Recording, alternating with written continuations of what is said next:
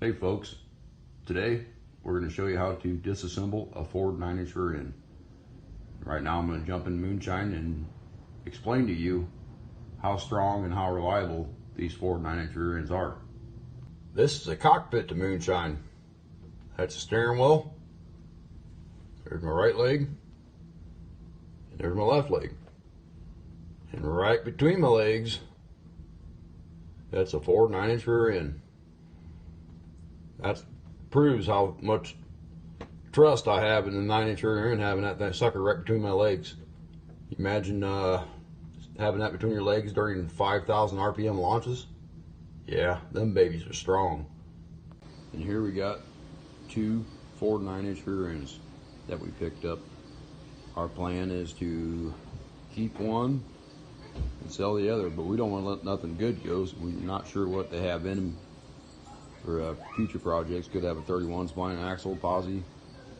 We don't want to let anything good go. Our plan is to keep this one because this one's going to be a pain in the butt to cut all them brackets off. So we'll keep this one, and this one we're going to cut and narrow in a future project. And we'll show you how to cut and narrow a rear end. Welcome back to Moonshine Performance. Here's our 9-inch, Ford 9-inch we got up on jack stands ready to disassemble. So first what we're going to do is, just get it cleaned up and get it ready to go. And you're going to leave the third member alone because it's locked in place. It'd be real, probably couldn't be able to get it out. And we're going to leave that alone and we're going to start on the axles over here. So if you can look right over here, there is an access hole for each of these nuts that has to come out for the axle, and there's 4 of them. Ours happens to be a 3/4 inch socket. So we're going to go through each of these access holes and take all these nuts out. I'll get with the first one. So we've already broken these loose, so they should be pretty simple. But if you can't get them out, I would suggest using heat. Heat is very, very nice to get everything all loosened up and broke loose, especially if it's real rusty like this one was.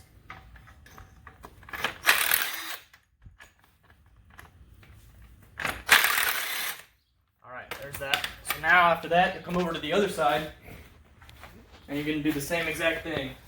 So sometimes you won't have an access hole on some Ford 9-inches, and that, I guess that's alright. I would prefer this, but if you don't, you can just go in there with an open-ended wrench and just get them out the same way. But this is way smoother and quicker. It'd be harder to break it loose with the open end.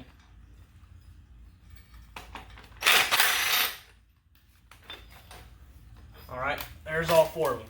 Now that you've gotten these nuts off of the wheel axle here, you can take a slide hammer. Now you may notice we don't have any wheel studs in the axle because we had to, the brake drum was so rusted on and we had to pound them in order to get the brake drum off. So that makes for a good access point if you don't have this access hole right here. And we just got a union right here. We're going to use this. You could put a washer on the back side and a nut. You can do whatever you want just to get that in there, kind of get it threaded up a little ways. And then you're just going to take it and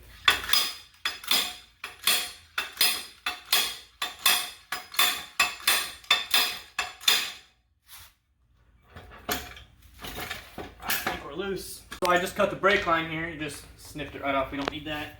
I'm going to pull this axle out. And there's one done. Now we're going to move on to the other side. Should be the same.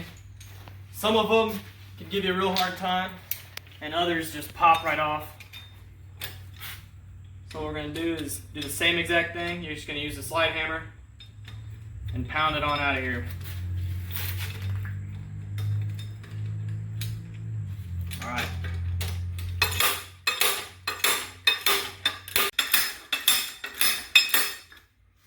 And sometimes it helps if you turn the axle over here and try it from another side. There it goes. So that's the second one done. And we'll get this off and slide it out of here. And then we can start on the third member. There's 2. Here on the third member, you got to get all these nuts off here. And we kind of went ahead and oiled them up. That way they don't get stuck in the socket because they're real rusty. And we've got a drain pan under here too because we have no idea whether this thing's bone dry or if it's got a whole bunch of fluid in it. So we're going to take the precaution. Now there is a few down at the bottom that we're going to need to get with an open end wrench. Probably won't be able to get a big old impact in there. And the size is always that we've seen is 9/16, and we haven't seen anything else. So I'm going to go ahead and get all these off. Now these have already been loosened up, so they should come out pretty easily. And you can kind of see it's leaking a little bit. There's a little bit of fluid right in through here, so this seal should be pretty easy to break. But we'll have to see. Sometimes you have no idea.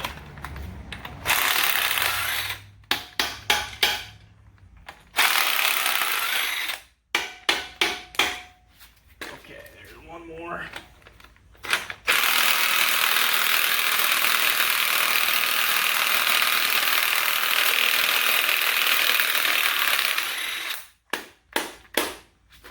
Alright, now we're going to go ahead and flip her up and get the ones on the bottom.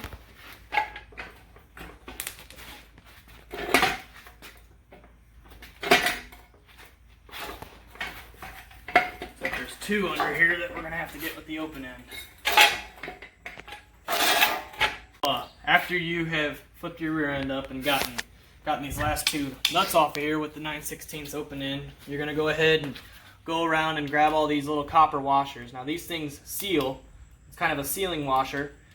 Now if you don't have them or you destroy them in the process of getting them off or can't get them off, it's not really a big deal. We've used RTV under the nuts here before and it's worked just fine. It's given us no problem. Sometimes we've even used no gasket here and just RTV'd it up and made sure it was good and bolted down.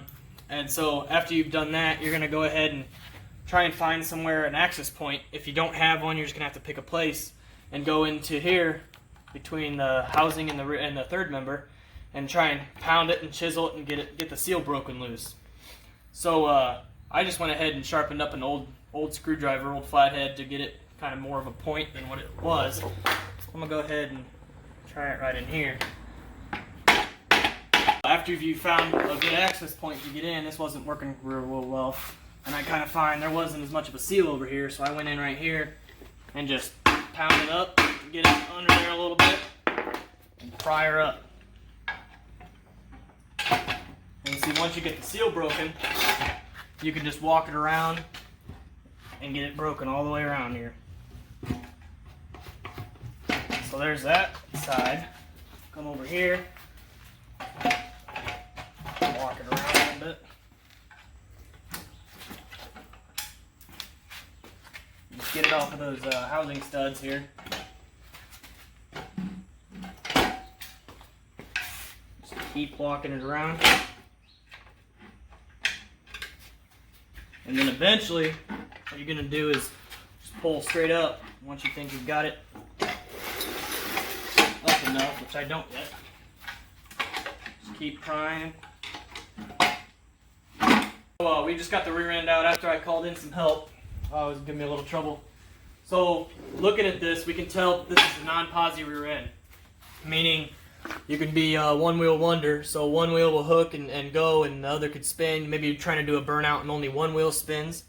So the way we can tell that it's non-posi is by looking at these bolts in here, and these are just kind of just meaty right in there. A posi unit would kind of have like a little bit of a bell housing that'll go around here, and the bolts will be recessed into that housing.